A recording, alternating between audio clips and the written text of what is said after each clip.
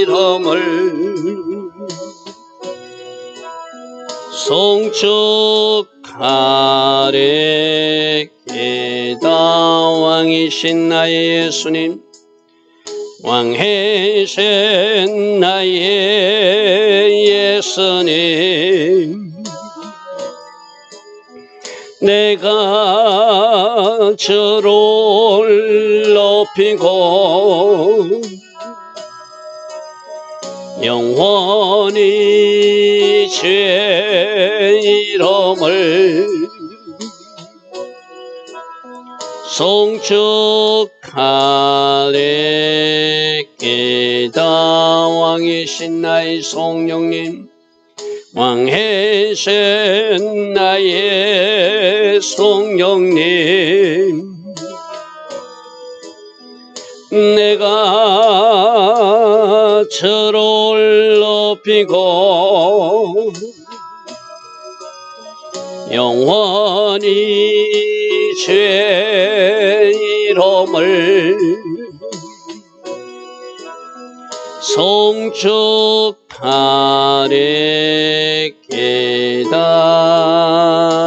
아멘.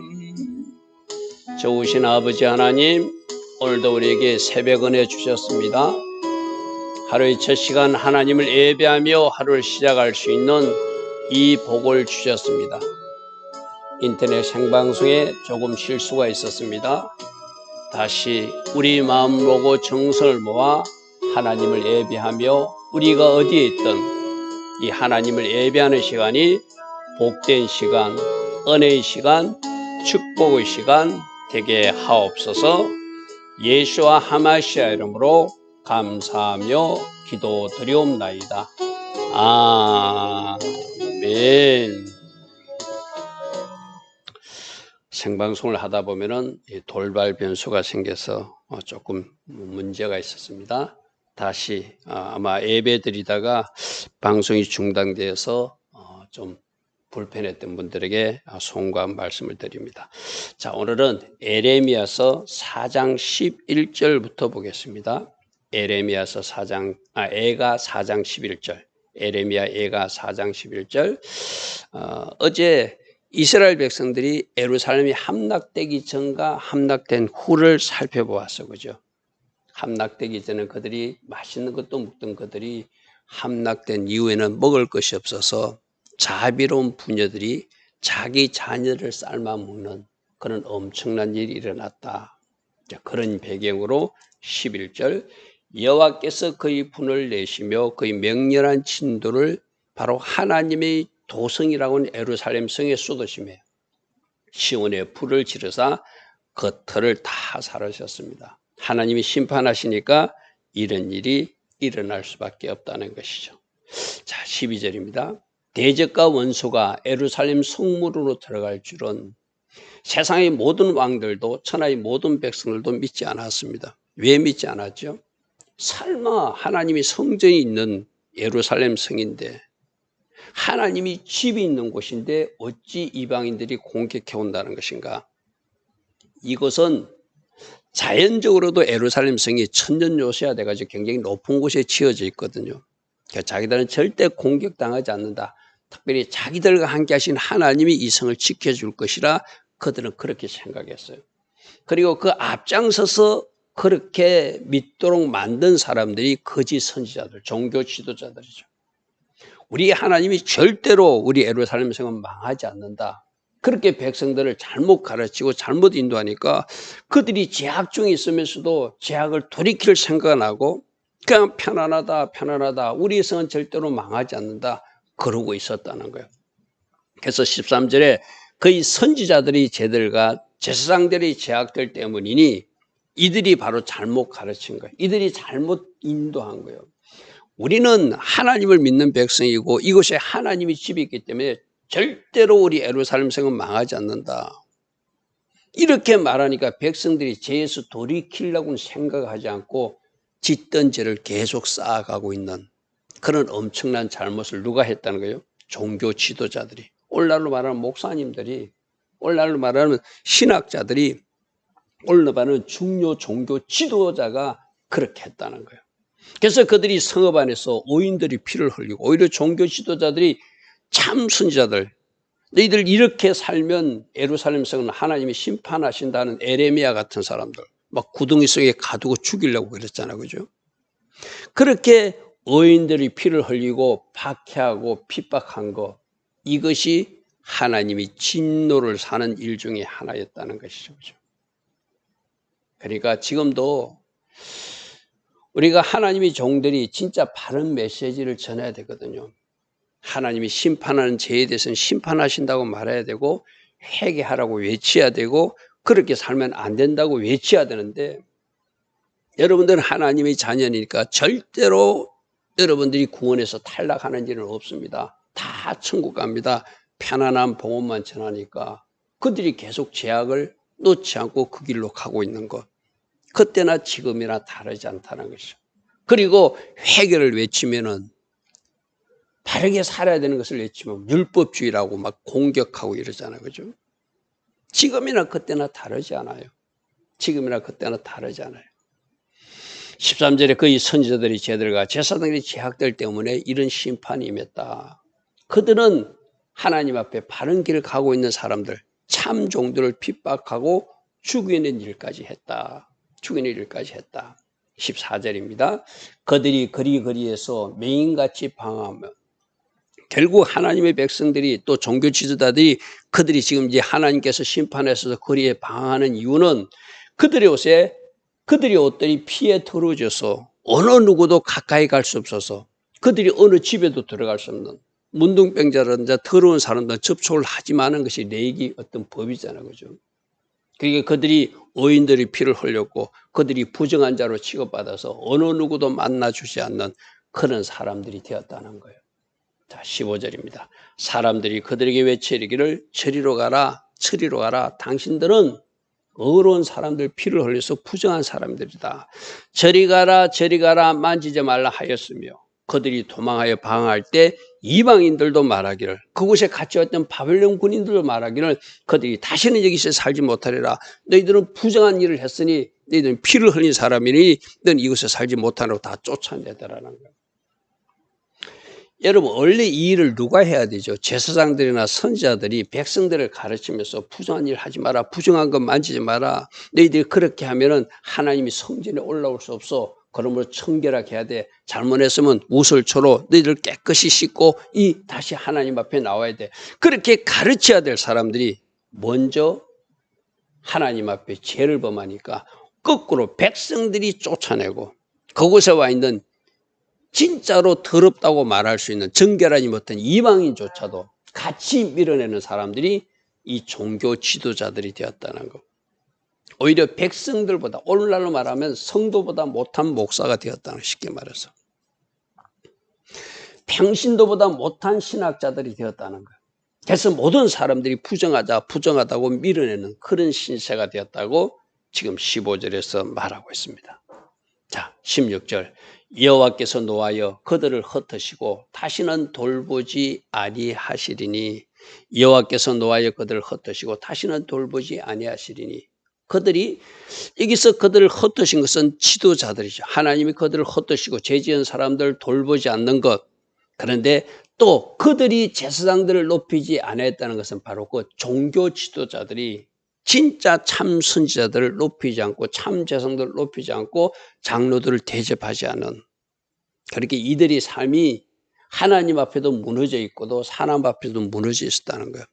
잘못된 기준을 가지고 진짜 인정받아야 될 사람들을 높이지 않았고 진짜 높여서 대접해야 될 어른들을 대접하지 않고 잘못된 기준으로 참말을 하는 참 선지자들을 공격하고 핍박하고 의인들의 피까지 흘린 죄, 이것이 종교 지도자들의 죄다 이렇게 말하고 있어요. 자, 17절에 이 종교 지도자들만 죄를 지은 것이 아니라 우리도 헛되이 도움을 받았다는 것은 지금 에레미야 선지자를 통해서는 애굽을 의지하면 안 된다. 애굽으로 도망가면 안 된다. 하나님만 의지하고 바벨론에게 포로되는 것이 하나님 뜻이라고 그러면 그 하나님 뜻에 순종해야 되잖아요. 근데 거짓 선지자들은 잘못된 종교 지도자들은 애굽이 우리를 도와줄 거야. 저 애굽 군대가 저 지금 출발했다는 소문이 들려하고 막 헛된 소문을 퍼뜨리고 실제로 또 애굽 군대가 도와주러 나오기도 했었죠. 그죠? 그래서 우리가 헛되이 도움을 바람으로 하나님 의지하지 않고 세상 나라 강대국 애굽을 의지함으로 우리 눈이 상하며 우리를 구원하지 못할 나라를 바라보았도다. 여러분, 하나님이 돕게 하셔야 돕는 것이지 하나님이 돕지 못하게 막아버리면 어느 나라도 어떤 사람도 도울 수 없다는 것이 우리 에레미야서를 쭉 훑으면서 살펴본 말씀이었어요. 그죠? 이 백성들이 제가 뭐냐면은 참 선지자들의 말을 경청하지 않고 거짓 선지자들의 말을 믿고 우리를 도울 나라가 있어. 저 애굽이 우리를 도울 거야.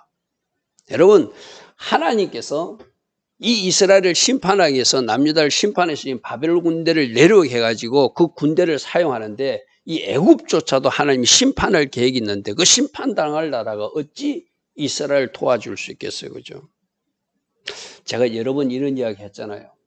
하나님이 어떤 사람을 훈련하고 어떤 사람을 징계하는데 그 하나님 뜻을 모르고 그 사람을 도와주거나 그 사람 편에 서면 같이 어려움 당한다고 그래서 그죠?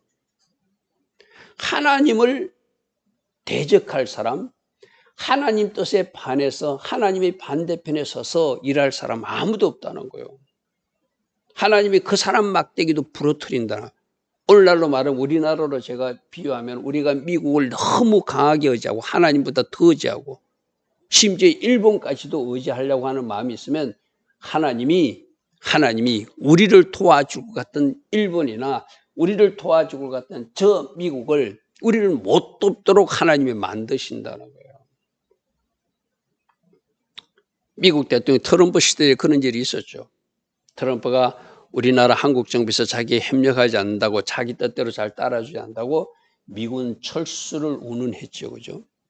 하나님이 그렇게도 하실 수 있는 분이에요.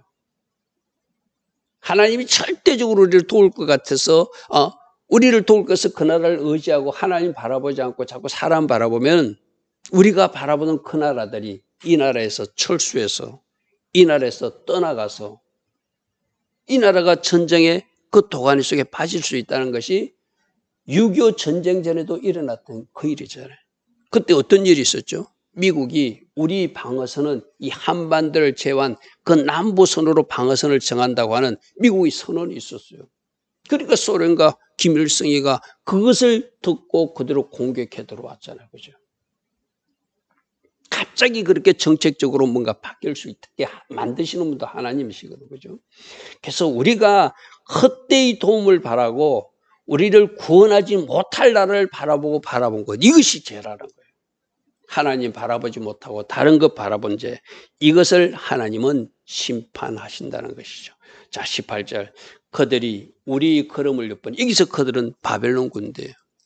바벨론 군대를 하나님이 몽둥이로 사용하시고 채찍으로 사용해서 그들이 와서 우리 걸음을 엿보니 우리가 거리마다 다 다닐 수 없으며 우리 끝이 가깝고 우리 날다리 다하였으며 우리 종말이는 하나님의 계획을, 하나님의 심판을 어느 누구도 막을 수 없다.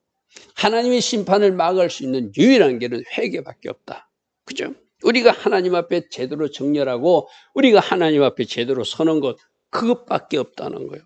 그것밖에 없다는 거예요. 그래서 결국 바라지 말아야 될 애굽 군대를 바라보고 바라지 말아야 할 애굽 나라를 바라보니까 하나님께서 바벨론 군대를 사용해서 심판하시는데 우리 끝이 가깝고 우리 날들이 다하였으며 우리 종말이 이르렀음을, 결국 종교 지도자들이 잘못된 가르침, 그들이 의인들이 피를 흘리는 참선자를 학대한 일, 또 바라지 말할 이방 나라들, 다른 나라들 강대국을 바라본 채 이 모든 것이 하나님이 심판하는 원인이 되었다는 거예요. 심판하는 원인이 되었다는 거예요. 19절. 우리를 뒤쫓는 자들이 하늘이 독수리보다 빠르게 도착했어. 하나님이 심판하기로 작정하시니까 도망할 수도 없다는 것이죠. 도망하니까 뭐가 있었다고 그랬죠? 함정이 있었다고 그랬어. 함정을 피했다고 생각하는데 또 올무가 있었다고 그랬어. 그죠? 하나님의 심판을 피할 수 없는 것이다. 그래서 우리를 뒤쫓는 바벨론 군대들이 하늘 독수리보다 빠르게 쫓아와서 왕도 잡고 그 신하들을 잡아서 시드기야는 두 눈이 뽑힌 채로 포로로 잡혀가고 그 아들들은 왕 앞에서 죽임을 당하고 그 고위 관리들도 다 죽임을 당하는 이야기가 마지막 때 일어난 일이잖아요. 산 꼭대기까지도 뒤쫓으며 강야에서도 우리를 잡으려고 매복하여서 우리가 어디도 피할 수 없는, 이 누가 허락하신 일이니까 하나님이 심판하기로 작정하니까 회개치 않고 인간적 방법을 자꾸 동원하니까 하나님이 원하시는 것은 회개인데 그들이 인간적 방법으로 도망다니니까 하나님이 이렇게 그들을 심판하시더라는 것이죠. 자, 20절입니다. 우리 콧김 곧 여호와께서 기름 부으신 자, 우리가 생명처럼 여겼던 왕을 이야기하는 거예요. 그 당시 왕은 누구였죠? 시드기야 왕이죠, 그죠? 하나님께서 기름 부으셔서 이 백성을 잘 다스리라고 그래도 왕 삼은 그들이 함정에 빠졌습니다. 도망갈 수 없이 잡혀와서 두 눈이 뽑히잖아요, 그죠? 우리가 그를 가리켜 전해내기를 우리가 그의 그늘 아래서 이방인 중에서 살겠다. 우리가 이렇게 이 왕을 의지하고 우리가 하나님 은혜 가운데 잘 살 수 있다고 생각했던 그 왕이, 그 지도자가 결국 잡히고 마더라는 거예요. 그래서 이것이 무슨 죄라는 것이죠? 종교 지도자들이 잘못된 가르침, 잘못된 인도, 의인들을 학대한 죄, 또 모든 백성들이 의지하지 말아야 될 애굽을 의지했던 죄, 도망한다고 도망했지만 하나님이 심판하기 시작하니까 하늘의 독수들보다 빠르게 도착해서 다 잡히는 신세가 되고 말았다는 거예요. 21절 우스 땅에 사는 딸 에돔아 즐거워하고 기뻐하라. 자, 여기서 갑자기 에돔이 등장하는 것은 이렇게 이스라엘이 멸망할 때 이 에돔은 에서의 후예들이잖아요, 그죠? 야곱의 후예가 남유다라면은 이스라엘이라면 이 에돔은 에서의 후예 형제국가거든요. 그러면 그 형제국가 남유다가 이스라엘이 망하면은 같이 애통해하고 가슴 아파야 되는데 이들은 오히려 즐거워하고 기뻐했다는 거예요. 심지어 이들은 형제국가인 그 에돔이 유다를 공격한 이야기도 아모스서에 기록되어 있거든요. 여러분 아모스서 말씀 한번 찾아볼까요? 잠시. 구약성경 1275페이지 있습니다. 아모스 선지자가 그 일을 기록해. 에스겔 수도 있지만 아모스 말 살펴볼게요. 1275페이지 보니까 아모스서 1장 11절에 여호와께서 이와 같이 말씀하시되 에돔의 서너 가지 죄로 말미암아 내가 그들의 벌을 돌이키지 아니. 에돔을 심판한 이유가 여기 있어요. 그들이 이는 그가 칼로 그의 형제를 쫓아갔다는 것은 남유다를 공격한 일이 있다는 거예요. 그리고 남유다가 공격당할 때 조롱하고 기뻐했다는 거예요. 바벨론 군대에서 멸망하기를 바라고 있었다는 거예요, 이들이. 여러분 우리도 마찬가지거든요. 누군가 어려움을 당하고 있고 힘듦이 당하고 있으면 그것을 우리가 막 조롱하거나 웃거나 잘됐다고 박수치면 하나님이 기뻐하지 않아요. 오히려 하나님의 마음을 가지고 그들을 불쌍하게 해달라고 대신 중보기도하고 하나님 저들의 죄를 용서해달라고 기도하는 것을 하나님 기뻐하지, 하나님 잘 됐어요, 저 사람 당연히 하나님 심판받아야 돼요 하고 박수치고 조롱한다든지 오히려 거꾸로 입으로 공격한다든지 괴롭히면은 하나님이 절대 기뻐하지 않아요. 에돔의 죄가 바로 그거라니까요. 그가 칼로 그 형제들을 쫓아가며 긍휼을 버리고 불쌍히 길 때 불쌍히지 않았다는 것이죠. 항상 맹렬히 화를 내며 분을 끊없이 품은 거, 이것이 에돔의 죄라는 거예요. 그래서 본문으로 돌아가면 딸 에돔아 즐거워 기뻐하라. 너희들 즐거워하지 기뻐하지. 그런데 그 즐거워하고 기뻐하는 것이 계속 이어지지 않을 거야. 왜? 잔이 내게도 이를지도. 이 잔은 어떤 잔? 기쁨의 잔이 아니라 진노의 잔, 하나님의 심판의 잔이 이 남유다 이스라엘에도 임했지만 너희들도 심판할 거야. 네가 취하여 벌거벗는 일이 있을 거야. 그 다음에 무슨 말을 하면 22절에 딸 시온아 내 죄악의 행별이 다했으니 너는 이제 벌 받을 일을 벌 받았다는 거예요. 남유다는 제사장들이 이제 백성들이 죄로 지금 심판당해서 심판당하고 있으니 이제 심판 후에는 너희들이 회복이 있다는 거예요. 주께서 다시는 너로 사로잡혀 가지 않게 할 것이고 이후에 이 하나님이 심판 이후에 회복이 있으니 딸 시온아 너희들은 그 소망을 바라보고 그렇지만 저 에돔은 저 에돔은 너희들이 심판당할 때 기뻐했고 긍휼을 베푸지 않았고 오히려 공격하였고 오히려 나쁜 짓을 더하였으니 딸 에돔아 주께서 내 죄악을 벌하시며 내 허물을 드러내서 너희들이 심판한다는 거 기억해. 자, 여기서 에레미야가 이런 말로 사장을 마감 짓거든요. 이스라엘 백성들은 하나님의 심판을 받아서 극심한 고통과 그 아픔 가운데 있어요. 그러나 너희들이 이제 하나님이 징계를 받았으니 하나님이 심판을 받았으니 이것조차도 받아들이고 하나님이 너희들을 회복시킬 것, 그것을 바라보라는 거예요. 그리고 너희들을 괴롭혔던 바벨론 군대도 하나님이 심판할 것이고 너희들이 심판받을 때 긍휼히 여기지 않고 너희를 오히려 공격했듯이 에돔도 심판하니까 그 모든 것은 누구에게 맡기라? 하나님께 맡기고 너희들을 회복시킬 그 하나님을 바라보고 이제 뭐에 주목하자는 거죠? 어제도 말씀드렸지만 이제 회개의 눈물을 흘리면 이를 놓고 하나님 앞에 회개의 눈물을 흘리면 이제는 더 이상 어려운 일이 발생하는 것이 아니라 회복이 임할 거야. 우리가 그것을 바라봐야 된다라고 지금 에레미야 선지자는 이 말씀을 통해서 권면하고 있는 것이죠. 오늘 우리들도 마찬가지입니다. 우리들 어떤 일을 했을 때 잘못할 리가 있거든요. 잘못했을 수 있잖아요. 그러면 하나님께서 제가 어제도 우리 학생들하고 공부하면서 그런 이야기를 했어요. 내가 분명히 뭔가 부모님에게 잘못한 거 있으면 내 스스로 그것을 하나님 앞에도 회개하고 집에 너희들 책상 앞에 몽둥이를 하나 갖다 놓고 부모님 보고 내 종아리를 때려달라고 말해야 그게 진짜 제대로 된 학생이다. 너희들이 해초리를 하나씩 준비해 놓고 뭔가 잘못했거든. 부모님에게 종아리를 때려달라 하든지 네 스스로 종아리를 때리든지 스스로 벌을 주는 사람, 잘못에 대한 대가를 치르는 사람, 그러면서 다시는 그 죄를 범하지 않는 것, 이것이 하나님이 자녀들이 해야 할 일이다. 동일하게 이스라엘 백성들도 지금 하나님이 심판, 벌 받는 거 감사로 받아야 돼요. 우리가 잘못했으니까 이제는 합당합니다.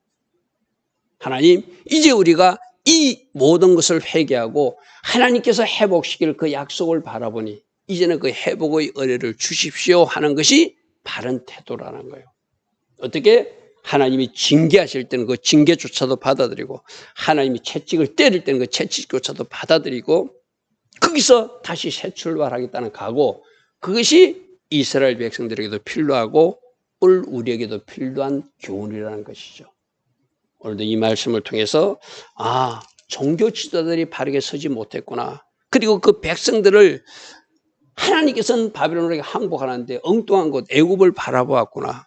그래서 하나님은 심판할 수밖에 없었구나. 특별히 그 주변 나라 에돔은 자기들 형제국가 유다가 심판받는 것을 즐거워하고 기뻐하였구나. 긍휼히 여기지 않았구나. 그리고 오히려 공격하기까지 했구나. 이것을 심판하신 하나님, 우리에게 오늘 주시는 개별적 음성이 있는 줄 믿습니다. 오늘도 새벽 말씀을 통해서 하나님께서 뭔가 우리에게 일을 하시면 전적으로 하나님 하신 일 받아들이고, 할렐루야 하면 주님 맞습니다. 하나님 하신 모든 일은 옳습니다. 이 징계조차도, 이 채찍조차도 제가 감사히 받겠습니다. 그러나 저에게 회복의 은혜를 주셔서 저를 회복시켜 주시면 제가 새 출발함으로 하나님 앞에 영광 돌릴 것입니다. 이런 결단을 할 수 있는 우리 모두 되길 바랍니다. 좋으신 아버지 하나님, 오늘도 에레미야 애가 말씀을 통하여 우리에게 말씀하십니다. 종교 지도자들, 특별히 지도자들의 역할이 중요하다. 그리고 백성들도 바라보지 말아야 될 것을 바라본 채 그것을 책망하고 있습니다. 오늘 우리들 삶 속에서 우리가 이찬 영역에서 우리가 혹시 잘못하고 있다면 즉시 돌이키게 하시고, 우리가 잘못된 것을 의지하고 있다면 오직 하나님만 의지함으로 하나님 기뻐하신 길을 걸어가는 우리 모두 되게 하옵소서. 예수와 하마시아 이름으로 감사하며 기도드리옵나이다. 아멘. 지금은 우리 주 예수 그리스도의 크신 은혜와 하나님 아버지의 영원하신 사랑과 성령 하나님, 오늘도 우리 안에서 내주하시며 때마다 일마다 지혜 주시고 전략 주시고 기름 부어 주시는 그 은혜가 오늘도 새벽에 일어나 새롭게 결단하며 나가는 주의 자녀들 머리머리 위에 이 땅에 껴있는 모든 교회와 모든 성도님들 위해 지금부터 영원토록 영원히 함께하여 주시기를 간절히 축원하옵나이다. 아멘.